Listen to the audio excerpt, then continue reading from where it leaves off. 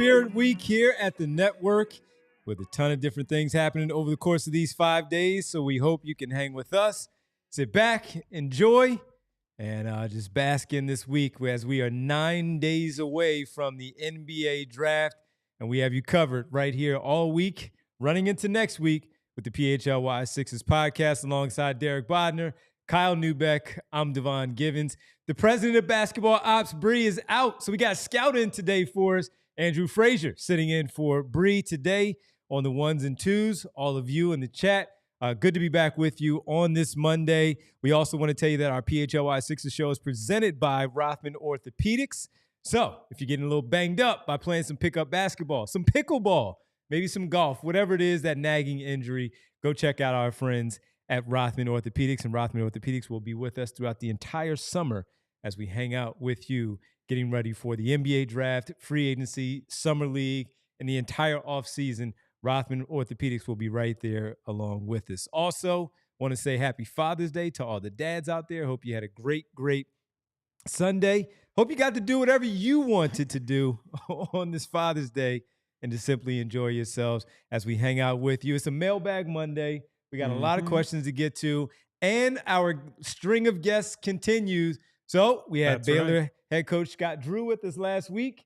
We get Rutgers basketball head coach Steve Pikiell today, and you see it right there. Brian Pumper already saying, about damn time to talk to Coach Pikiell. So we'll do that later on in the show. I will suppress my thoughts on that comment. No, I mean, reasons. People had reactions last week because Sam wasn't necessarily pro Ace, or at least a big believer in Ace. And we had VJ's coach on. Like, we were in the works to get this going for a while now. It's just weird able to get. And look, Drew if we have a guest on, we're trying to get everybody to come on and talk about every prospect. You guys would not believe the people we have messaged to try to get some insight on all these guys at the top of the draft, because that is our job, to try to get as much information as we can, inform you, entertain you, and hopefully get a picture of who these guys are. Full disclosure, we will have it, or we're working on getting another draft analyst on who's a little more in the pro Ace camp, and we'll give sort of that perspective too. We're trying to give as many different opinions in addition to our own, because you've heard ours, many of ours, and you're ready for the others. Correct. We know. So we're here for you. You know, we're going to try to deliver as best as possible. We're efforting a lot of people to come on the show. Many have said yes. Many have had scheduling conflicts, and we'll still try to with 9 days away. 9 days away, man. We're getting there. It is, I mean, it's close. We're getting there. Close. We're getting there. So busy week, Spirit Week, all week here on the PHLY network. Also want to tell you about our NBA draft show that we're going to have on Wednesday the 25th. That is going to be hanging out with you all at the Boozy Mutt at 2639 Poplar Street from 8 to 11. That's on Wednesday, June 25th.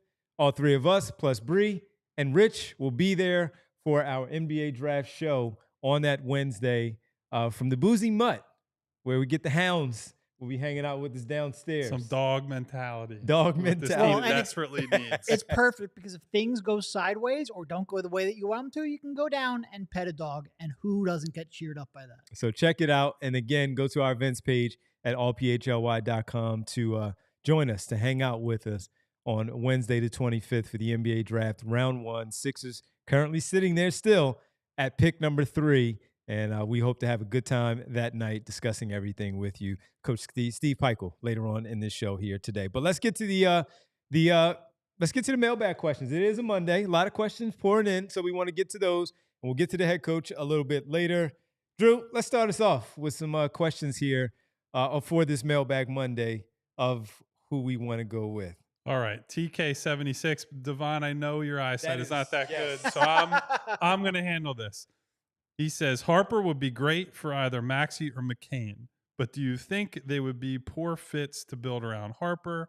Would it be better to have Harper be your smallest player, and are you worried Harper would be less effective if teams can cover him with a wing instead of a guard? I think in an ideal world, you would say, if I could have the whole team be Harper size and above, that would be great.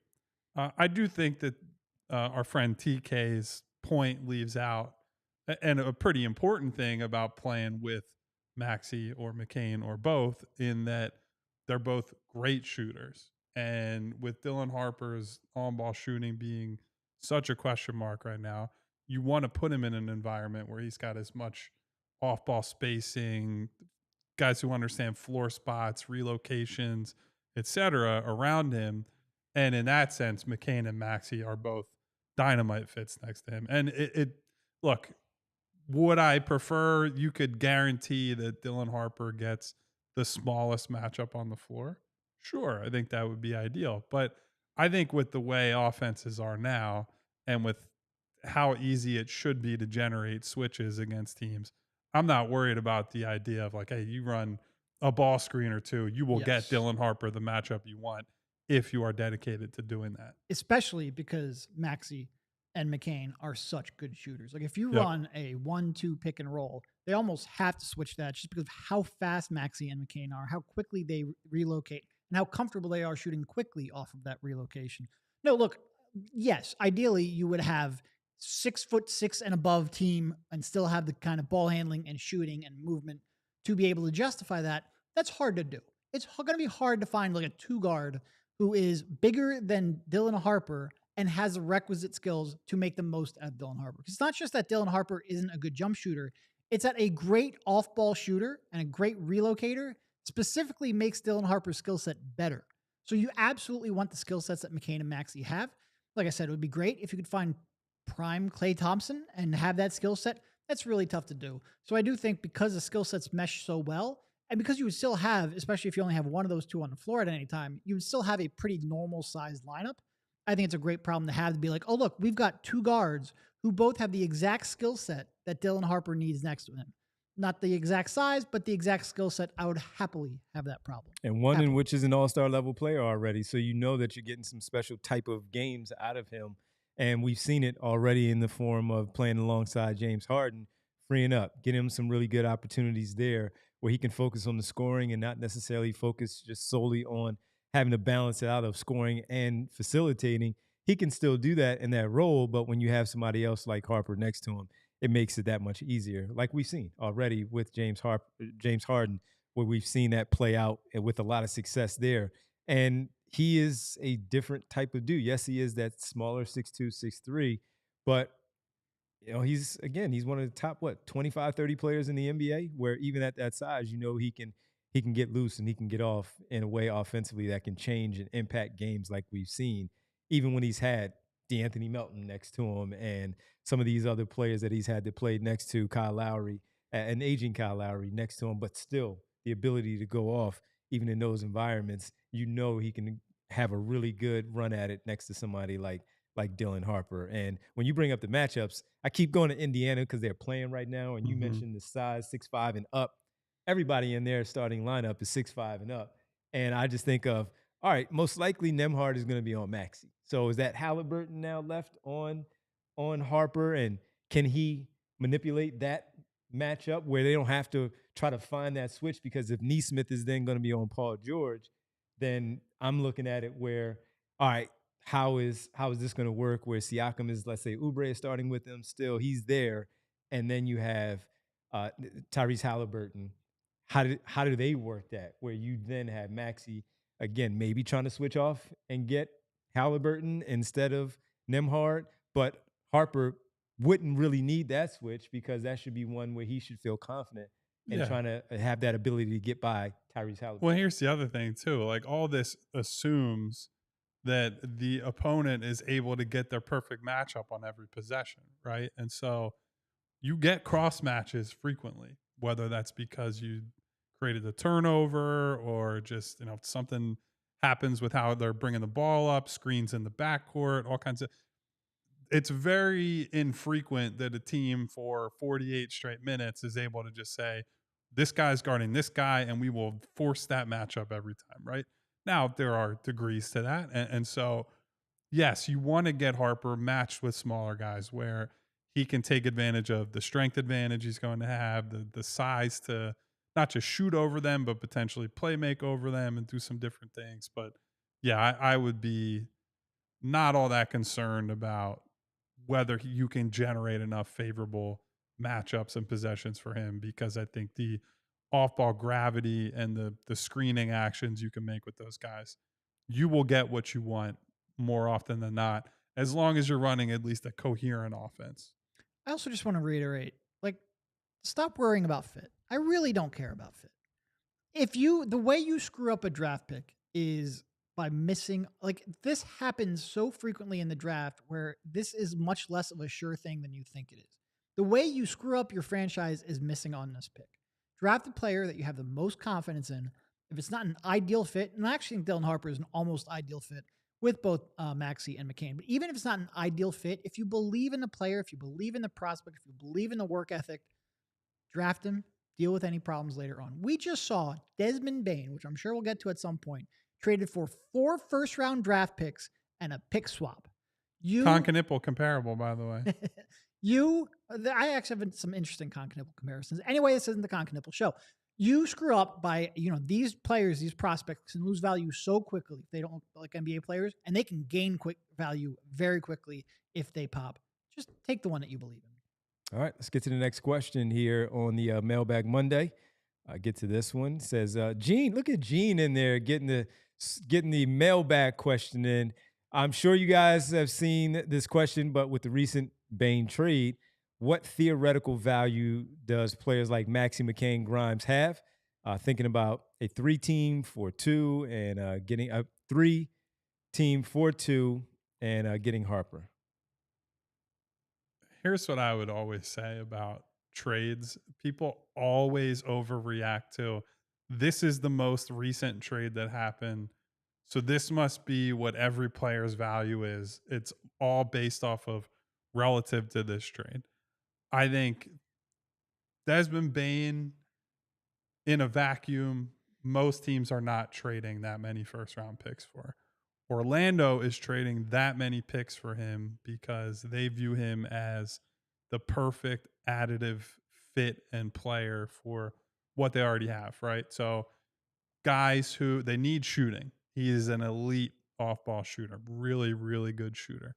They need creation. While he's maybe not like a true hand him the ball, he's going to run the offense guy, we've certainly seen enough from him as a creator in lineups without Ja Morant when he's been asked to shoulder the load on offense that he can do a lot of that for them. When Franz and Paolo are on the bench, like, hey, Desmond Bane can do enough for us. They want guys who care about defense. Desmond Bane cares about defense. So that ties into their identity there. There are not a lot of guys in the age bracket that they're looking at that have that skill set and that were frankly available, right? So I don't want to say because Desmond Bane was worth 4 first-round picks for Orlando, that means Tyrese Maxey is worth 7 first-round picks or whatever it might be. It is all about, is there a team out there that has identified this guy specifically, and also for off the court traits, leadership, all that stuff factors in as well. Certainly Tyrese has significant value if you were to put him on the block, right? But he's not on the block. He's being treated as a core player of the franchise. I guess to me, this would require a follow-up that is, who are the teams that you would look at out there and say they would make a Godfather offer for Maxey?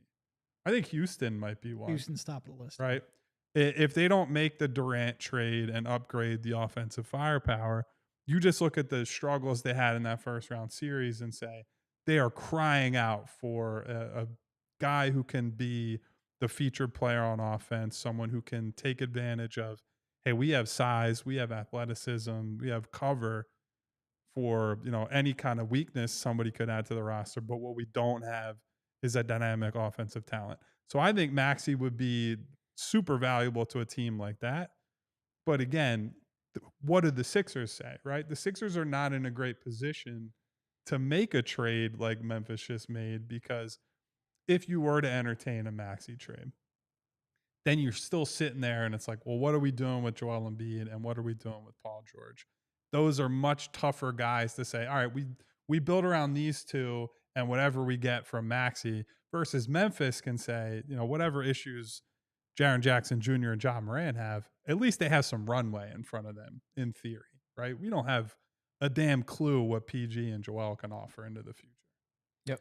Yeah, no, I tweeted about this yesterday. It's like each instance is its own unique circumstance. And, Orlando was so desperate and yeah, getting off of KCP is part of it. I think that's being overstated a little bit, maybe used to justify giving up way too much or specifically too much unprotected. It's one thing if, like, you would tell me, like, you give up 3 first-round picks and a swap for Bane, like, that's, whatever. That's within the realm of reasonable.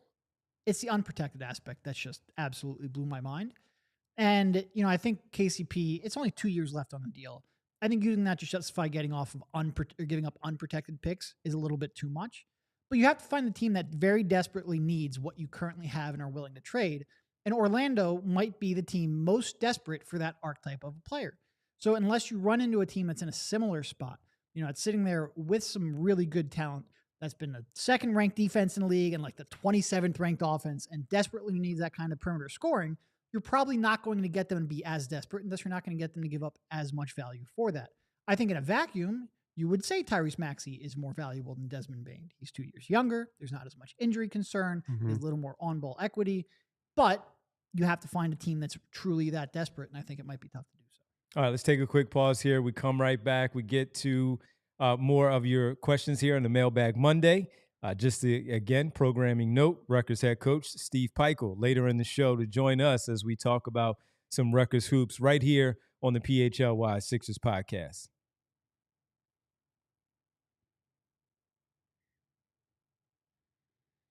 Folks, I got to tell you about my good people, our presenting sponsor here on the show and all summer, Rothman Orthopedics. If you are running around, you want to be active, playing your sports and getting out there. The weather's going to start warming up again. If you want to be outdoor playing those games, we want to tell you about Rothman Orthopedics so you can tighten up on some of those things. You don't have to worry about it, whether it's from biking along Kelly Drive or just simply having some fun with the kids, running around, playing some sports, running through the sprinklers, whatever it might be, hiking that trail. It's tough when your body doesn't cooperate, and that's where Rothman Orthopedic comes in. From aches after pain after a pickup game to old injuries flaring up, Rothman's team of experts, they're here to help with evidence-based care and commitment to restoring your mobility. They'll get you back out there stronger than ever. Don't let pain, put your summer on hold. Don't let them do that. Visit rothmanortho.com/PHLY to book your appointment today and get back to doing what you love, pain-free. Rothman Orthopedics, getting back to your summer game is their mission. Hey, guys, guess who's going to come up on this show today? Ace, in more than one way. Right now, I got to tell you about our good friends at Ace Hardware Home Services. You got an outlet you said you'd fix last summer. Ace Hardware Home Services has the person to fix that. They're not just the helpful hardware folks. They're the helpful home service and repair folks. From plumbing and electrical to heating and cooling, they've got the trusted pros to keep your home humming all year long. They bring helpful to your home, the helpful you love from the store, now to your front door, from Philly to the Jersey Shore. So visit Ace Hardware Home Services online at acehardwarehomeservices.com to get you started on your next project. Welcome back to the PHLY Sixers podcast on a Monday, a Mailbag Monday. We do have our Art of Words word of the day that we want to fit in here. What could it be, Devon? Ace. Yeah. Let's just go with Ace because to your point, man, we know that we're going to talk a lot, Derek too, head coach Steve Pikiell, about Ace and what the fit is. So we're 9 days away, man. The Ace conversation has not gone away. You have just put up a new part 2 on our allphly.com. Brian Pumper, you'll want to read this article and skip the other 2 articles in the series that I'm doing, but this article is right up your alley. It's titled The Unique The Strengths. only positive article on Ace. The unique strengths that make Ace Bailey a tantalizing prospect for the Sixers. So with our Art of Words, word of the day, Ace it is. And what should people expect? Obviously positive things, but what should they expect in this piece? So I think what I really focused on is Ace as an off-ball player. And that's really the archetype that I find really fascinating because when you look at his skills, his off-ball skills as a catch and shoot player, as a movement and relocation shooter, which he's actually really comfortable at 6'9", flying off of screens at a pretty high rate. and, off-ball cutting, his defense, I think, especially as an off-ball weak side rim protector. Like, there's just so much that if he buys into that role, I think he can be a really unique, really tough to replace version of a player that is really in demand in the NBA. I have a lot of questions on the rest of his game and his willingness to buy in to that role and in the decision making that he would have to improve upon. Not just decision making, but awareness and reaction time and recognition and communication, all that stuff. But if he can, and if he can channel that, I think he can be a heck of an off-ball sort of like third option, really unique piece. Our Art of the Words word of the day, Ace. And make sure you go read Derek's latest on Ace Bailey at allphly.com, chronicling the scoring ability, the shooting ability, all of that with Ace Bailey, again, at allphly.com. All right, let's get back to the questions here via Mailbag. On the Mailbag Monday, let's see what we have here, Drew. What's the next one we have? I'll be your eyes, Devon. Hedva. Hedva with a mailbag question. Team France. Who is a realistic target you would trade 35 back up into the first round? What is the number that player would have to fall to trigger, hey, I got to get this guy? I'd say going off of one of the players you talk about a lot, Drake Powell.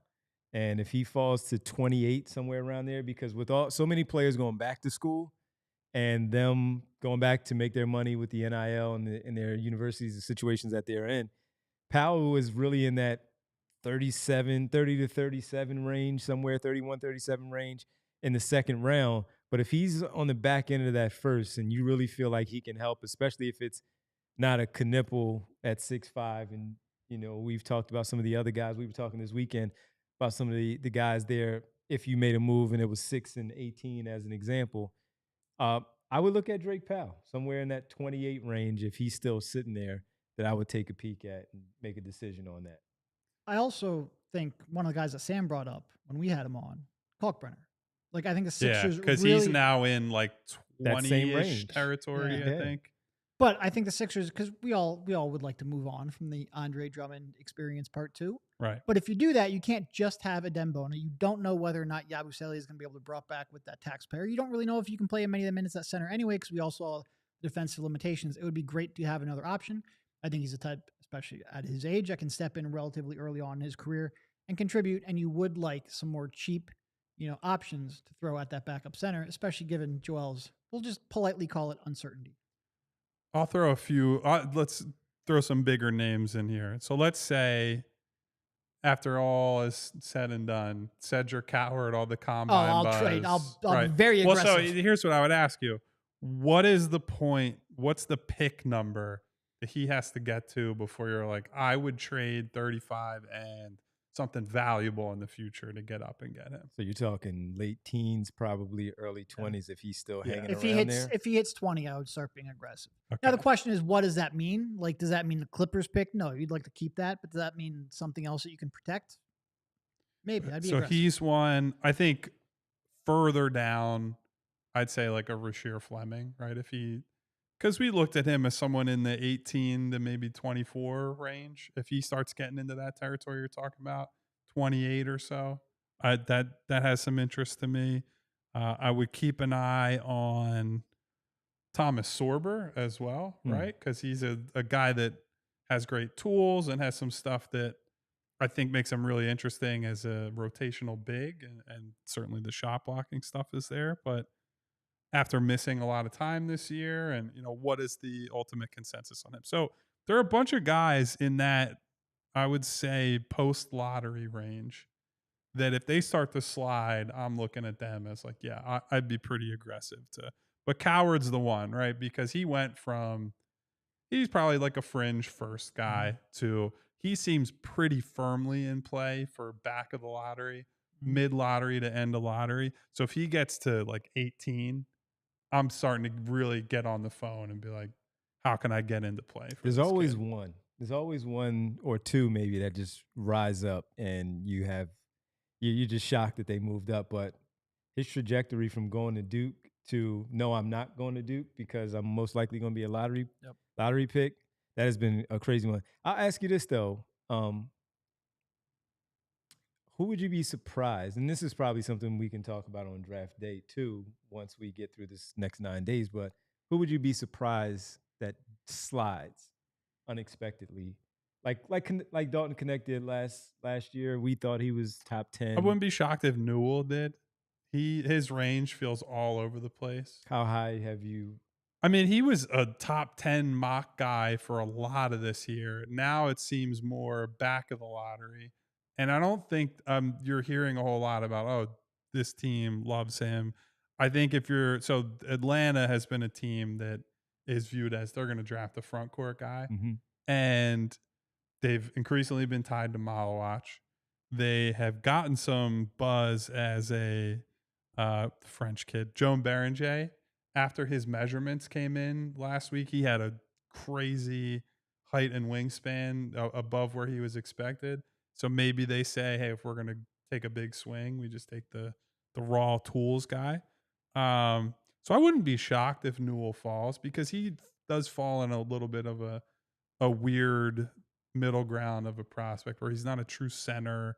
He doesn't have at least currently, shooting touch to be a full-time power forward. So, what happens with him? I mean, CMB for some of the same reasons. I was just going to say, you've seen more and more people list him in like the mid to late teens. It seems like that's becoming more of a possibility for his range. Yeah. So that just really depends on, there are people they put CMB in that range base level, right? He's a 15 to 20 prospect. So for them, they would say, that's normal. But there are others who are like, CMB top 5, CMB top 10. So I think his range is so wide that if you're a person who believes he's definitely top 8, I would certainly caution against that. Yeah. I think that he could go either direction. I think Igavini in the chat bring up a good point. It feels like that one shooting video at the combine just cratered his stock. I would say I'll go with my guy. I'm nervous what people get about fears where they decide to wait a little bit longer and taking him, and it's not New Orleans at 7 and then Brooklyn passes on him. Then he's probably gonna be sitting there for a little bit until we get to the back end of the lottery potentially, and maybe somebody will eventually trade up for him. To your point, I wonder if I'd be surprised on 7 him. or 8. I think at a certain point, someone will just take the talent back. Yeah. So I'm curious. We still have 9 days, but that one makes me a little curious about small guard too. Yeah, exactly. Right? Like not super small, like a Jace Richardson, who I think he's going to probably be in that 15 to 30 range. Yeah, right. But he's also not. He's not Dylan Harper. He's not prototypical. And he had already started to slide where we talked about him. We saw him mocked anywhere from 12 to the 16 somewhere. You talking about Fear still? No, Richardson. Okay, yeah. And now he's, like you just said, somewhere in that 15 to 30 where he might fall all the way back to that 28 somewhere. What if he falls about 28? Does that interest you, or is he just, all right, you're still too small? He's so tough for the Sixers with the guy, because unlike a Fears, or unlike some of these other, like even Trey is a different type of player but has fit concerns. Jace is such a hard projection to fit with any of the Sixers guards, right? He's not a head of the snake playmaker, right? He's more of a off guard, high feel player. So I still would like him in Orlando if they somehow end up with him. Right. But I like him, and I think a team could steal him in the back half of the first, but he's a very fit dependent player for me. Yep. Yeah. All right, quick pause. We come back. We keep the mailbag questions going. We'll fit in another break there before that, and then we'll speak with Rutgers head coach Steve Pikiell to talk about Ace and Harper and see how those guys translate to the pros. We'll do that right here on the PHLY Sixers podcast. All right, first up, we need to remind you about Art of Words, something that I have hanging up at home and we have hanging up here in the office. A picture is worth 1,000 words, and this local Philly artist proves it. Each piece is made entirely from handwritten words, like every eagle, forming the link in every Philly shaping Citizens Bank Park. It's not just sports. He's captured Boathouse Row, Reading Terminal, the Philly skyline, the Jersey Shore, and more. These are unforgettable gifts for sports fans, grads, for housewarmings, Mother's Day, Father's Day. Oh, that's in the rearview mirror. Here's next year coming up. Really for any occasion. Early gifts. Yeah. That's right. You got to plan ahead. Right. He started selling art at the K-Lot and Rice's Flea Market and credits Philly fans for launching his career. Available for dozens of teams and cities as well. There's something for everyone. These pieces are total conversation starters. So you'll look at it, you'll spot a name, then another, and soon everyone's reliving their favorite sports memories. It's been featured on The Today Show, ESPN, and TED Talks. Check it out at artofwords.com. That's artofwords.com. Use code PHLY at checkout for 15% off your purchase. And these two finals have been really good in both respective sports, the NHL and the NBA. And if you want to make sure, for your betting purposes, if you want to make sure that you're putting together the right legs to try to win some money overall, Major League Baseball as well, you got to go to our good friends at Hall of Fame Bets and jump on in and get involved with those great people. We've all been there with that one parlay, right? You're just that one leg away. Then the relief pitcher gives up a walk-off home run in the ninth. Tough gut punch. Sounds familiar though, right? We've all been there. The HOF app is built to fix just that. Started by two lifelong sports fans who also happen to be Ivy League grads. HOF makes parlay research smarter, faster, and data-driven. This is not your buddies group chat full of hot takes. No, it's the analytics engine that fuels on for the advanced stats, historical data, powerful tools to help you bet smarter so you don't fall short like you do on that late home run, whether it's MLB, NBA, NFL, NHL, or college sports. The app gives you beautiful charts, clean visuals, and real insight, not hype. And with a 4.9 rating in the App Store and over 6,000 five-star reviews, it's safe to say HOF has already helped a lot of people bet smarter. And maybe the best part overall, once you build out your parlay, you can send it straight to your sportsbook with one click. No manual entry, no wasted time. The HOF app syncs automatically with most major sportsbooks like DraftKings and FanDuel. And our listeners get a 7-day free trial at 50% off for their first month. Just download the HOF app and use code PHLY at checkout. Once again, use code PHLY at checkout, and you're all set. All right, welcome back to the PHLY Sixers podcast here on this Monday, a Mailbag Monday. Let's run another mailbag question in here for us, Drew. Busey49 asks, I know second round is a flyer and best player available, but don't we have to draft a 4-5 or at worst a big wing if the Sixers end up with a guard in round 1? Who can we conceivably expect at this point in round 2? We've talked about this some. Yeah.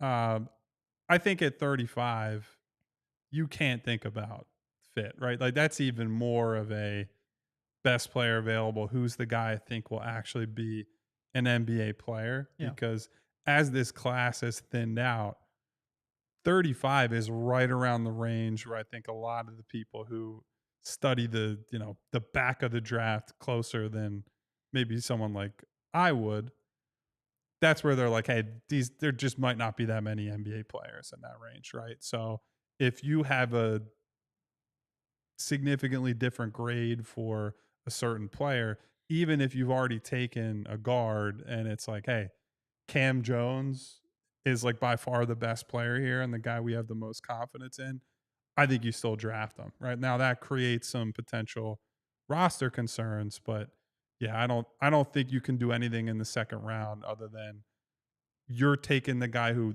in 5 years, I think this guy will be in the league, because that's the most significant thing you can do is just hit on an NBA player in that range.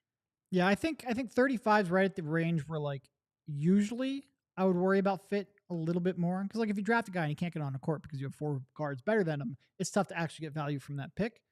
I do think whereas like later in the second round, it purely is like, I believe this guy has a chance. Like if at 45, I would draft Speedy Claxton on this team just because you thought, hey, there's a chance he could be an NBA player. Muggsy Bogues? Yeah. Muggsy. But at 35, like typically I would be a little bit more selective. But I do agree that with the way that, a lot of the withdrawals really impacted the depth of this draft, I'm veering a little more towards like anyone I truly believe in. It would be great if that is a big man. I think that's why we talked about trade up possibilities a little bit earlier, because then you can target a big man, you can target a wing. But it really is like there's so few guys I have true confidence in that you take the one you believe in. All right, let's get to the next question here as we continue to roll along with some of these mailbag questions on this Mailbag Monday. CZ Lickface in our Discord Pretty says, would you be more willing to trade Maxey and 3 for Fox and 2?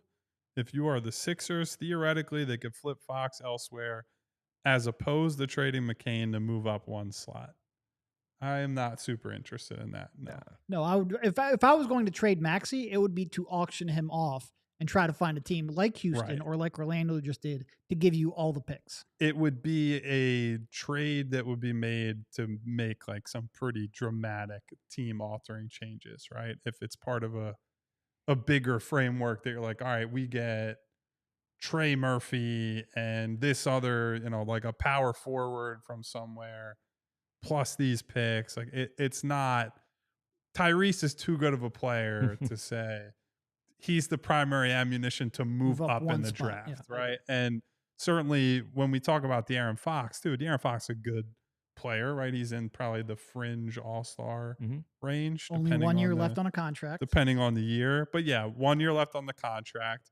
He still is a questionable shooter, right? And so that brings with it team building concerns that actually the Spurs are going through themselves right now as they're talking about potentially drafting Dylan Harper and what they do with the rest of that roster.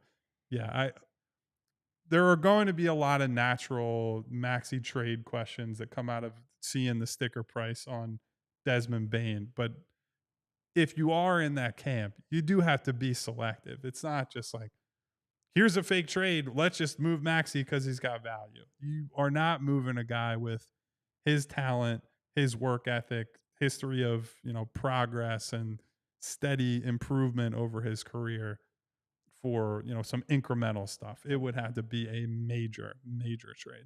Yep.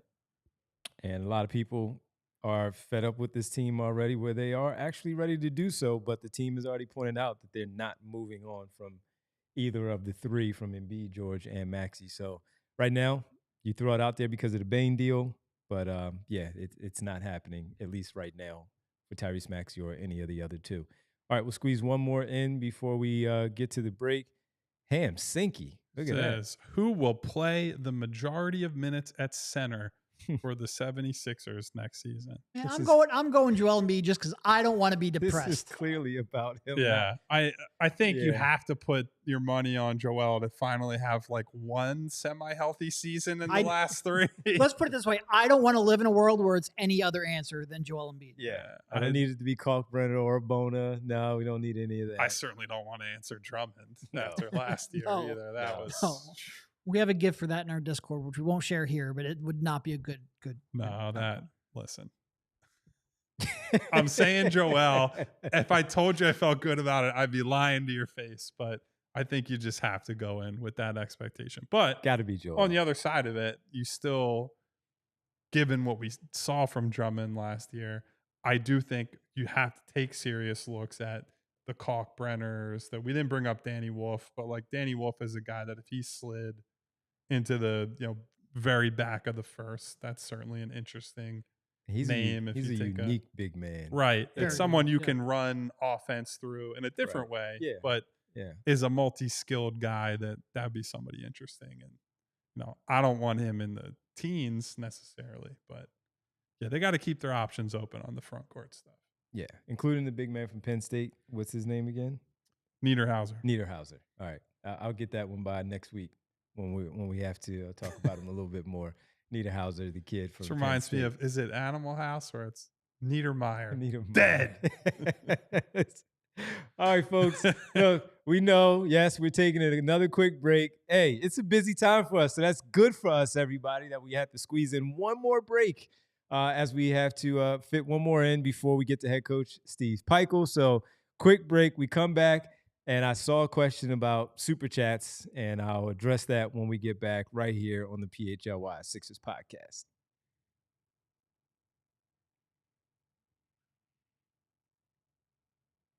Got it? I don't know. Do you got it?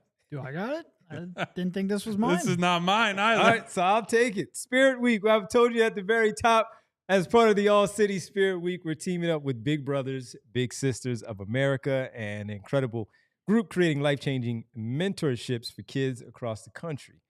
We've set a goal of $10,000 but we love to smash that one right through that number. And we can with your help. You can donate using the link in the video or description. And if you want to make an even bigger impact, you can also sign up to become a big by visiting bbbs.org/allcity. Again, that's bbbs.org/allcity. Let's do something meaningful together this week.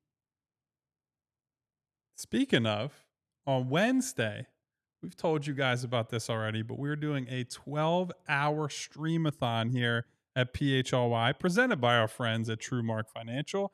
It'll be a wall-to-wall day of sports, laughs, and chaos.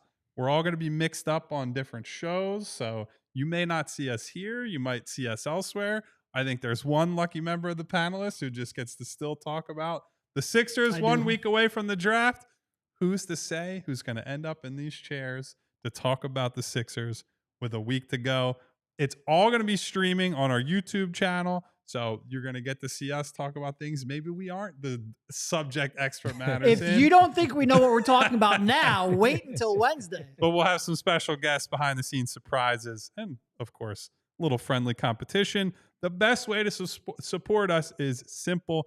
Hit the subscribe button. Not only does it help us keep creating all this content that you guys sometimes love, but oftentimes yell at Derek and I over Ace Bailey. You get front row access to every moment of the madness, no matter what. So just subscribe to the channel, mark your calendar, clear your schedule. 12 hours on Wednesday, June 18th, PHLY Streamathon. So subscribe now. Welcome back to the PHLY Sixers podcast here on the Mailbag Monday. As far as the Super Chats go, from I think I saw DJ, a.k.a. Mr. Sandman, Bring Me a Dream, asking about the Super Chats from Friday. Yeah. And we will get to those depending on how long this conversation goes today with the head coach, Steve Pikiell from Rutgers.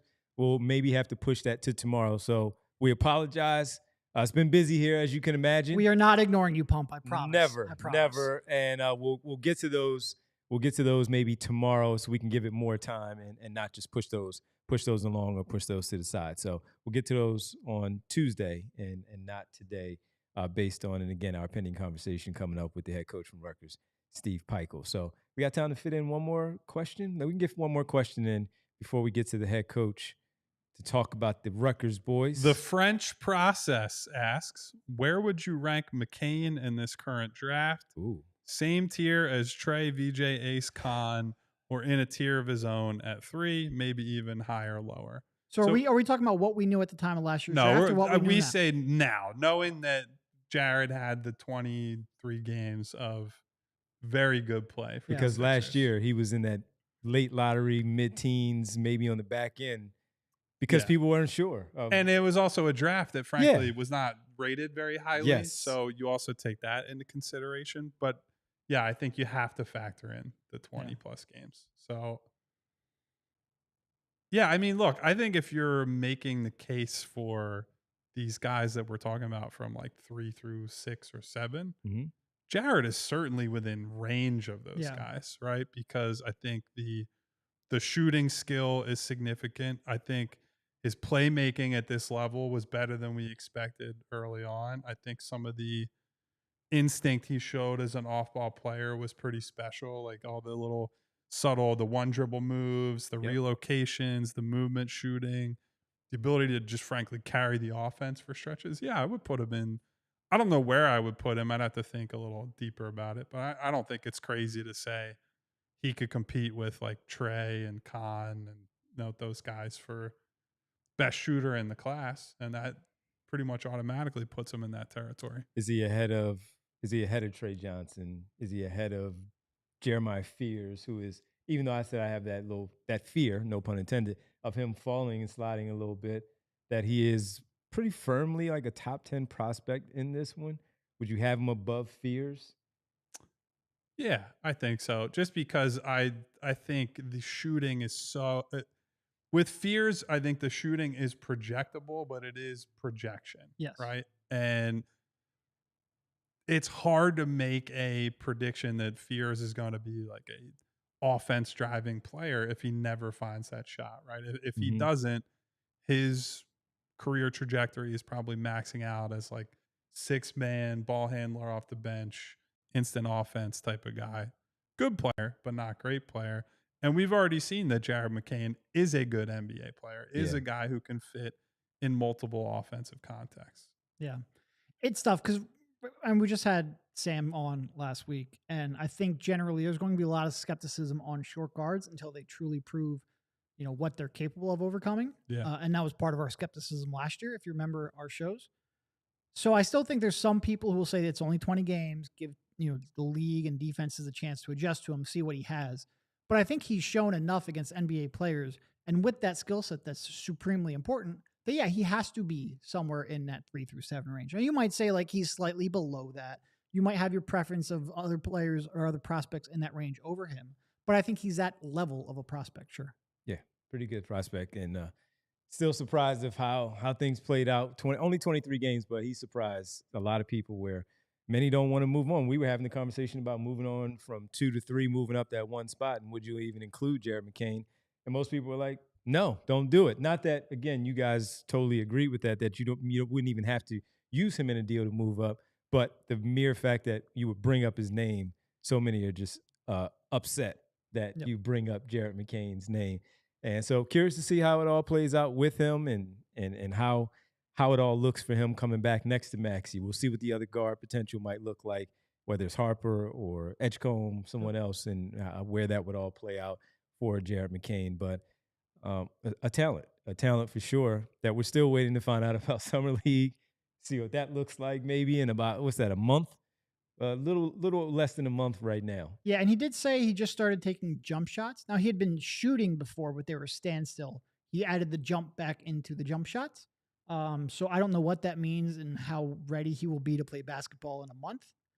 But, hopefully, Vegas will be fun anyway, but Vegas will be more fun if Jared McCain is playing basketball. Yeah, no question. You need him out there. Need him out there. Need whoever they select next week out there. Little Justin Edwards, couple of games, maybe a Dembona, a few games mix in, maybe. I think Bona will for sure play. Yeah, he seems like the type that he would just play anyway. Yeah, but I think it's just also like he's a guy who can actually gain from that environment, right? Just putting him out there and.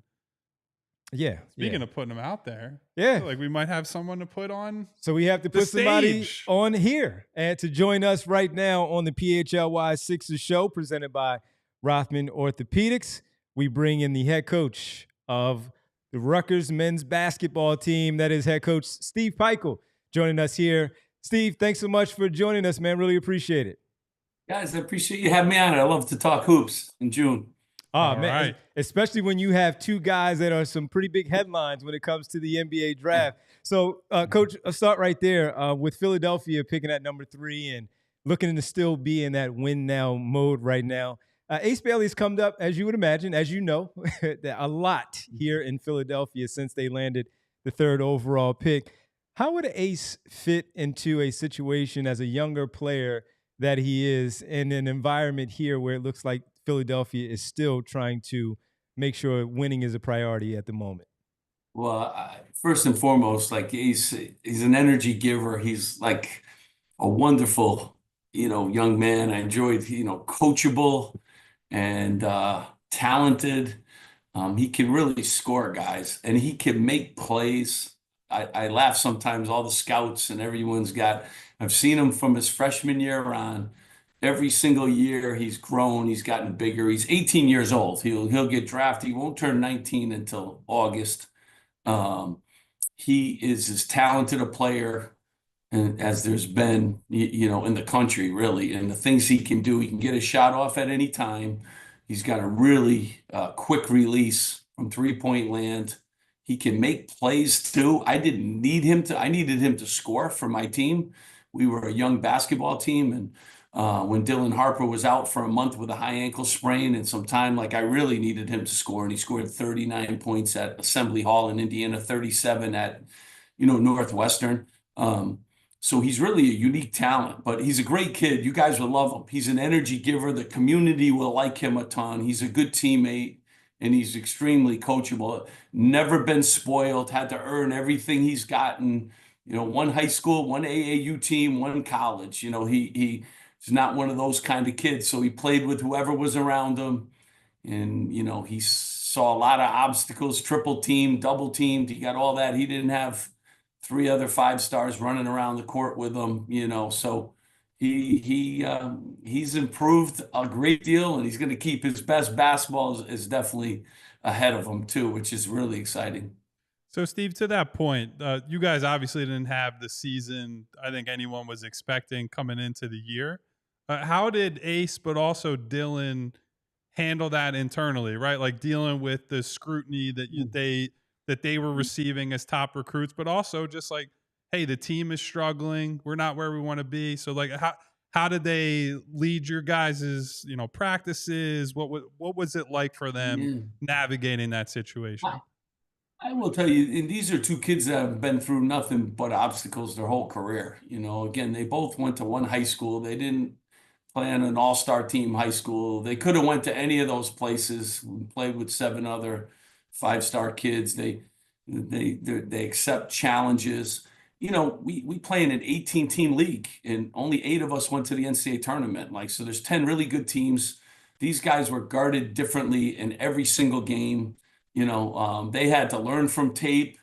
They didn't even have the luxury of playing teams twice because we're in an unbalanced schedule league. So, we play a team one night, Iowa, and the next night, I can't even go over the Iowa tape for the next time we play Iowa because we're not playing them again. So these kids had to learn how to make adjustments on the fly at halftime.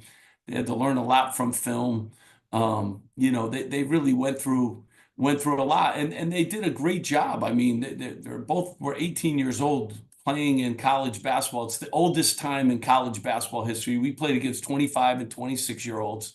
But I would say to them all the time, this is going to prepare them for next year. You're playing 25 and 6-year-olds next year. So, they'll be ready for the challenge, and they love basketball. Some kids are born to play basketball. These 2, when they came in the gym, they were ready to practice and play no matter what the day was like. They were happiest in the gym. Going back to Ace specifically, you mentioned that you were scouting him, since he was a freshman. You scouted him there. He played one role there. You had him and you needed him to score, especially when Dylan was out. Now he's going to come to Philadelphia, and, despite their injuries, they still have a lot of talent, and they expect to try to compete again this year. How do you think he would handle, and how do you think he can excel sort of buying into maybe in more of an off-ball role, more of like a 4th option type, if everyone is healthy? I mean, he played 4 positions for me, and when Dylan was out, he brought the ball up every time. He rebounded the ball too, so he really has a unique skill set. He can really pass the ball too. You didn't see that, and again, I saw it for 4 years of recruiting him, and I saw it in practice and what have you. In games, I wanted him to take shots, but he can really blend in. I mean, I see him playing the 2 and the 3 right off the bat, and in time, he can really rebound and bring the ball up. He's versatile. As his body continues to mature too, he'd be a perfect, small 4, that could play on the perimeter. He's an elite shooter from deep. Like when I tell you quick release, and at his size and with his vertical jump, like quick release, really hard to guard kind of guy. But I think his versatility, he and both Dylan Harper can play multiple positions. So if you have a better point guard and you need him to play the 2 or the 3 or he'll be able to do that in time. And I think he'll end up being one of the best scorers in the league in time. He can flat out score in all levels. Rutgers head coach Steve Pikiell joining us here on the PHLY Sixers podcast. Derek Bodner, Kyle Neubeck, Devon Givens. Steve, when you talk about his shooting and his scoring and all of those things with it, as a coach, can you give us the difference for you, because this has been talked about with Ace Bailey, the difference between a tough shot maker and one that's just taking a bad shot in the sense of, you're scouting overall. As you said, some people in the league, you don't like some of the things that they're saying about your player, but you had him in the gym, all of that. But the tough shot maker versus one that, hey, you shouldn't be taking that shot. I just like the shot maker part of that equation. I always say people get, there's certain, I watch Jason Tatum play and I say, that's a bad shot, but it goes in, and it's only a bad shot when your guy can't make it. He has a unique knack, even practices, and how he works out. He works out on taking shots at different speeds and at different angles. And, you know, I've never been around a guy that's more unique in that way. And to the regular guy, and I was a regular player at UConn. I wasn't a great player. I was a regular player. Every shot was tough. To him, he's like, Coach, if I rise up in the lane, you know, he cannot guard me. You know, he has a good confidence about you know, about his game and his ability to make shots that probably other people would say were tough. But I hear that a lot. I've talked to every GM in the league and, you know, shot selection. And I said, listen, this guy got guarded by the best player on every team guarded him. Our league is 18 coaches that can flat out coach. You know, like this guy's seen double teams from the baseline. He's seen triple teams in high school. His high school team wasn't like Mount Verde. It wasn't like Lalamere. It wasn't one of those high schools. It was some teams put 4 guys on him, you know, so he's seen a little bit of everything, you know, on the court, and he's just been able to adapt. But he's going to make shots in the pros. He is a, you know, shot maker. Steve, to the point about the coverages he was facing, one of the questions a lot of people have had is, you know, he didn't get to the rim maybe as much as people expected a player of his caliber to. So I guess, what did you see there in terms of, you know, how much of that is on him to make some improvements versus how he's being covered? And what do you think the key is for him at the next level to, you know, grow as a driver and a guy who's, you know, finishing at the rim in the half court? I mean, you know, I laugh sometimes. You know, I had 2 of the best players in the country, and I hear about the 3% of what they didn't do. I don't think Ace shaves yet. I don't think he shaves. I think he you know, and I laugh all the time. I said, do we want to talk about the 97%? Like, every player can improve. I think one of he was 18 years old. You know, like I said, I think this guy, when he's 22 years old, what he can do as an 18-year-old was, you know, crazy. And, you know, did he get to the basket enough? I also give a lot of credit to the opponents that we play all the time too. Like, they're trying to take away something, and they couldn't take away some of his shot making ability, but maybe they could, you know, hit him and club him and, you know, rotate guys over, double team him before, you know, on drive. So, you know, they all did a pretty decent job of trying to take away something. You know, he'll continue to grow. I mean, his basketball knowledge and, you know, how he soaked it in. He had to learn 4 positions for us this year too, which is not easy for any high school kid to come in and learn college at 4 positions. So, you know, I think he does so many good things that the things he needs to work on, I think really more it's just going to take some experience in his body, keep maturing. And, you know, you're going to say this guy's pretty much a complete package. He can shoot it. He can pass it. He can get to the rim. He does some spectacular, you know, plays that you kind of scratch your head on. You know, so, and he's a worker. So he's going to work at those things. He's very goal oriented.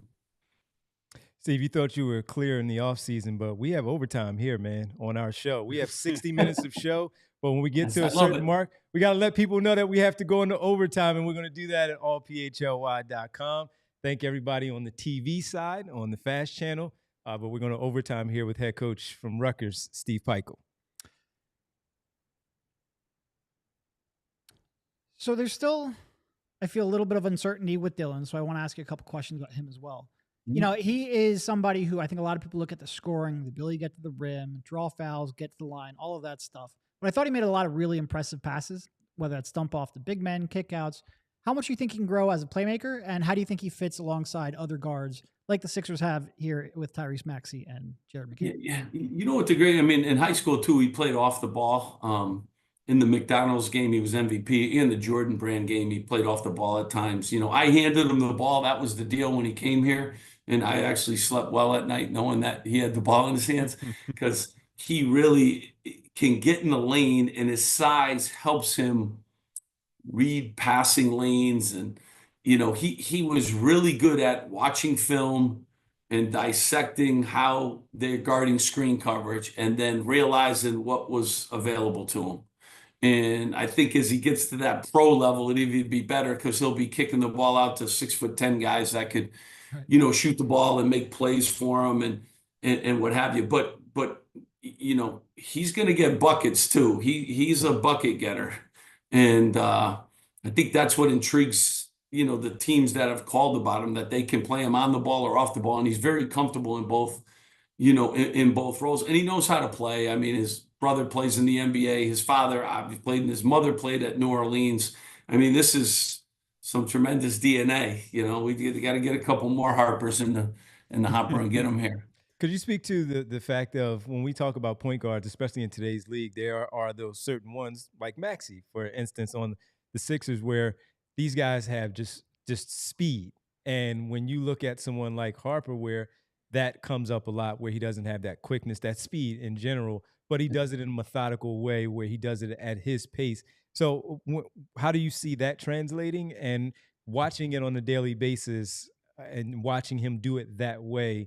How good is he at that, where he can manipulate the defense in the way that he wants to be done? He's really crafty more than anything. Like, people say, Jalen Brunson comes to mind, but he's way bigger, and he's got pop in his legs. Like I would tell him all the time, you got to take it out for like a run every now and then. He's got emergency athletic ability that every now and then he would go baseline and dunk on somebody. People say, I didn't know. Oh yeah, he can do that too.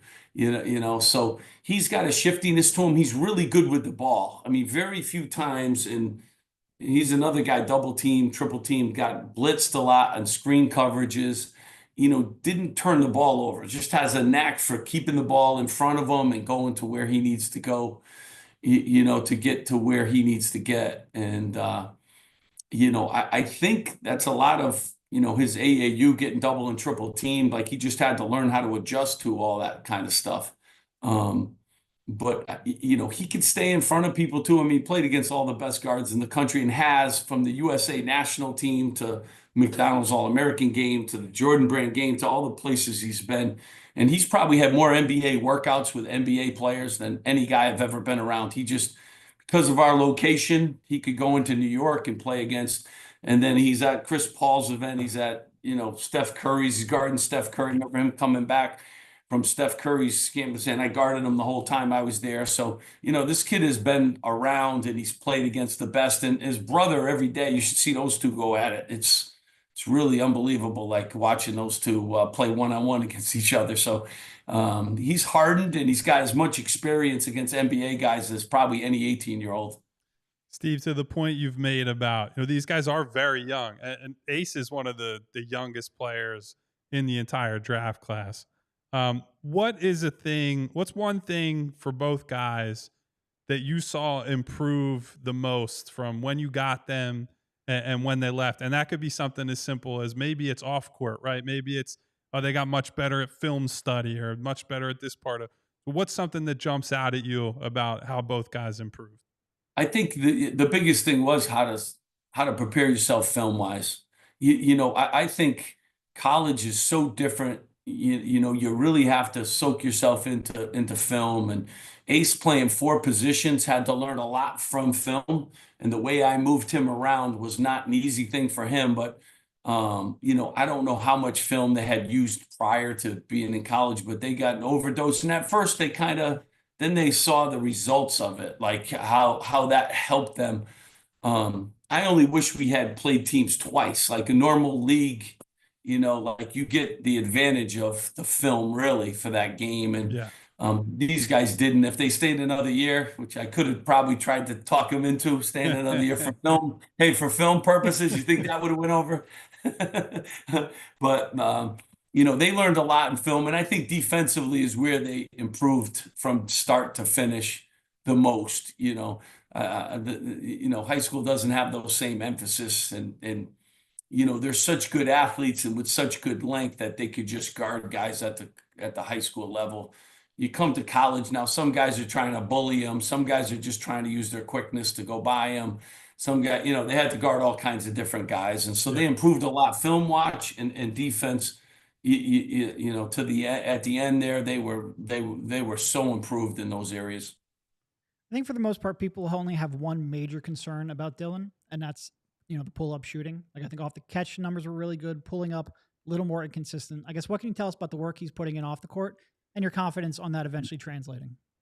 Yeah, I mean, he works like, so the work part of it's always been there and stuff. And he was a streaky, like he's got good range. He's got a terrific step back three that, he's kind of perfected. And now that the season's been over, I mean, it's all he does, and these kids have like a hunger, like they want to be all-stars, like down the road. So there's a work ethic that goes with that and a drive that they get. They do the 3 workouts a day. They're up early. We'd have practice. They'd be up in the morning. They'd get their workout in. We'd have weightlifting. They'd practice with us, and then they'd be back at night.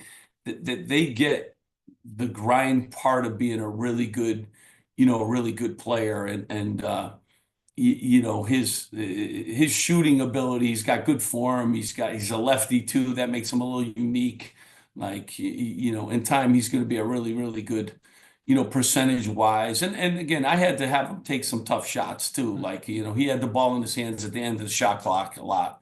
So, his percentages will be a little bit different with another guard like him running side by side, where he can get some easy ones. He was giving other people easy ones. He wasn't getting a lot of easy ones himself. All right. Coach, when you lose 2 players like this headed to the NBA draft, you got to reload a little bit. How's things going getting ready for the 25-26 season? You know what? They helped us in recruiting too. We have the 30th ranked recruiting class in the country that, came in. So back-to-back really good recruiting classes.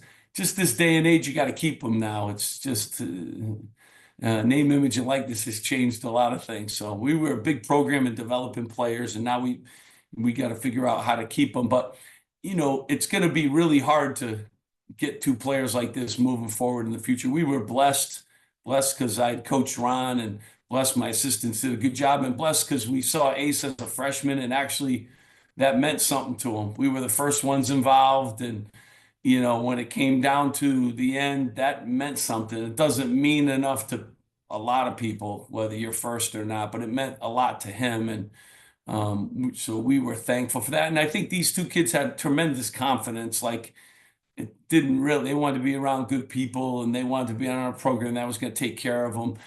They weren't worried about, they knew they were good enough to play at the NBA level, and they didn't have to go to the shiniest toy in the block. They knew they could have went any place, and they were going to be talked about in the lottery pick.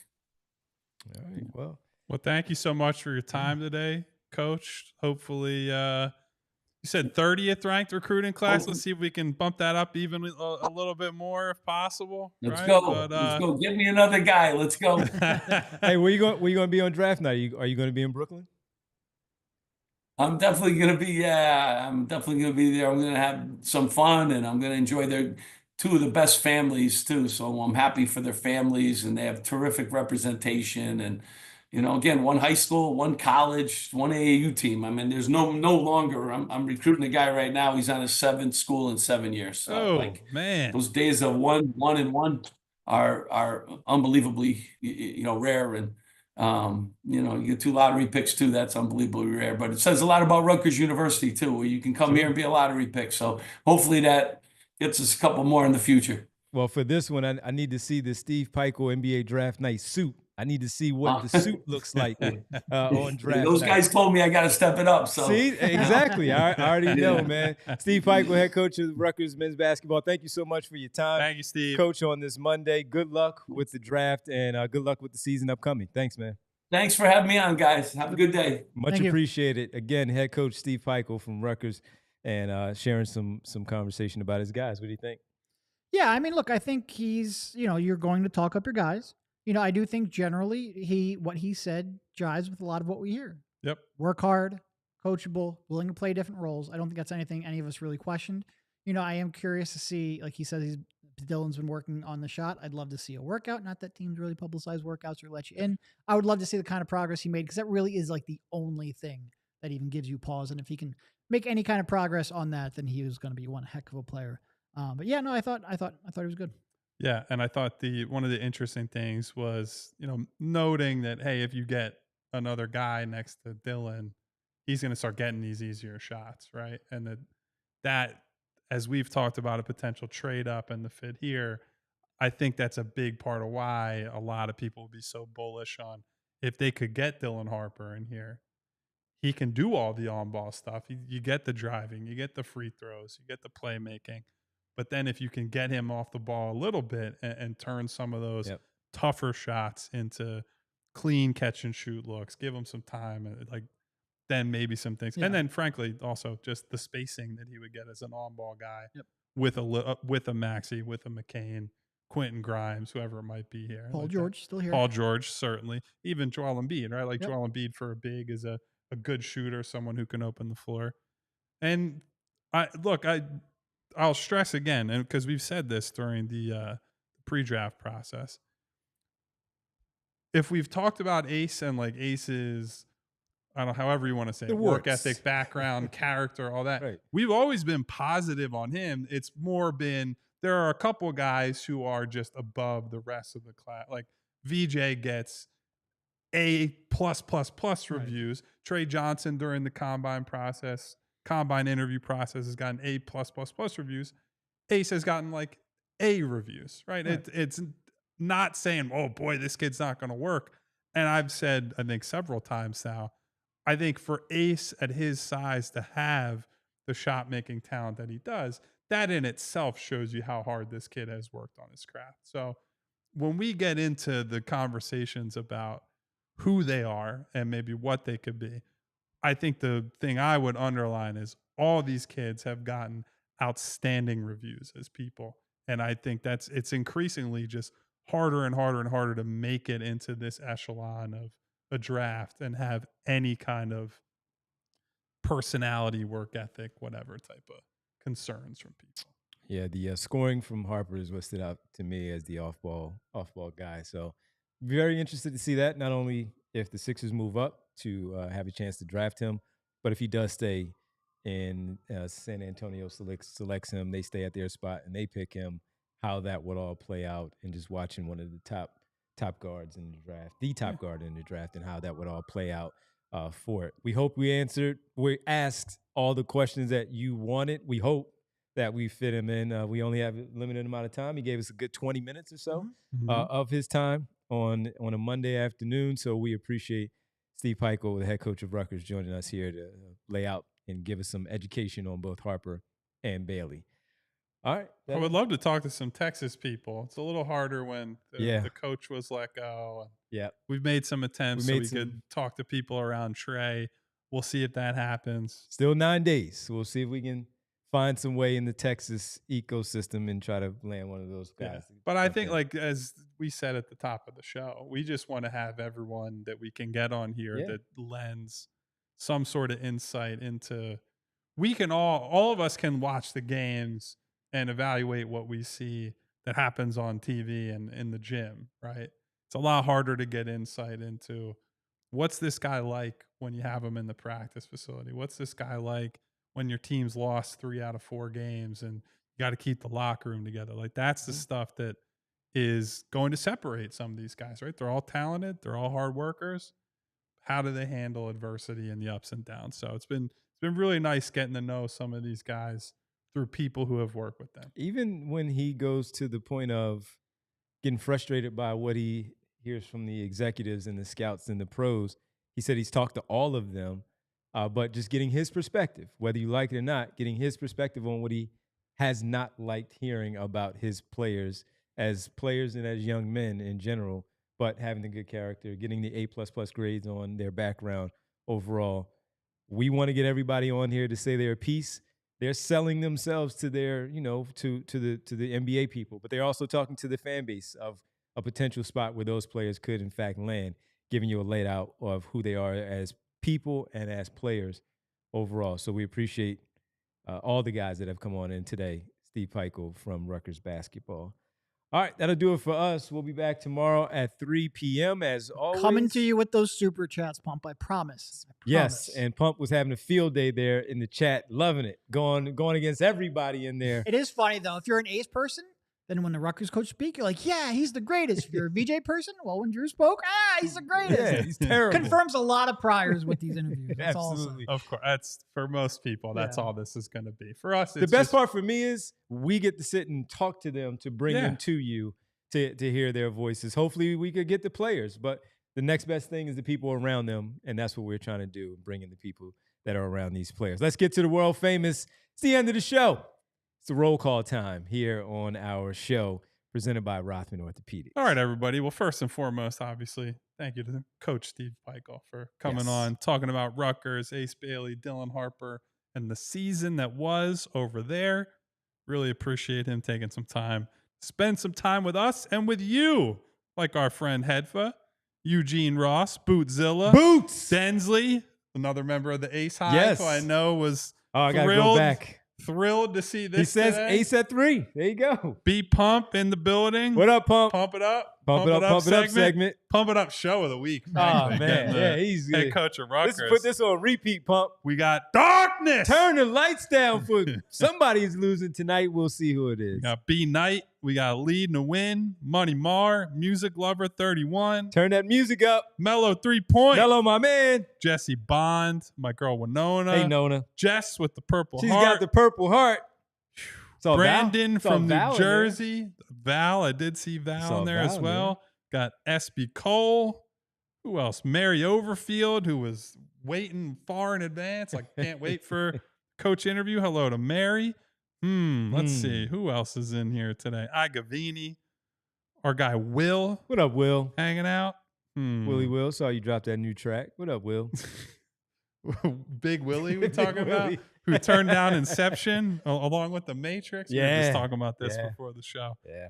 Not sure what he's thinking on some of these decisions. DJ, a.k.a. Mr. Sandman. Bring me a dream. Our guy Marcus Blackstock. Move up to 2. INS, if I didn't say INS What already. up, INS? Old Dirty Yams in the building. Thank you, everybody who was here today. Coleman Potts hanging out. Sean. I think that's as What far up, as I Coleman? can scroll for the day. So thank you, trading everybody. places. Mom's Coleman. grandchildren. What up to Mom? Hey. Can't forget Mom, obviously. I sometimes do, and I always feel bad about it. She doesn't take it personally. Guys, on the way out, as I said earlier, we're having a subathon. We're having a 12-hour stream Wednesday. You know how you can help right now before we get there? Hit that subscribe button, hit the bell icon so you get notifications each and every time we go live. You never get to do it. Here you go. There you go. I'm good. And then hit the thumbs up button to help us out in the algorithm, but also to say thank you to Andrew Frazier here today. Thank you, Drew. Stepping into Bree's very big shoes that must be filled, our president of basketball ops. Yes, Say she thank you to Andrew with that thumbs up button. We'll be back tomorrow, 3 p.m., as we are every day, Monday through Friday. We will see you then. See ya. We all silly like the mayor.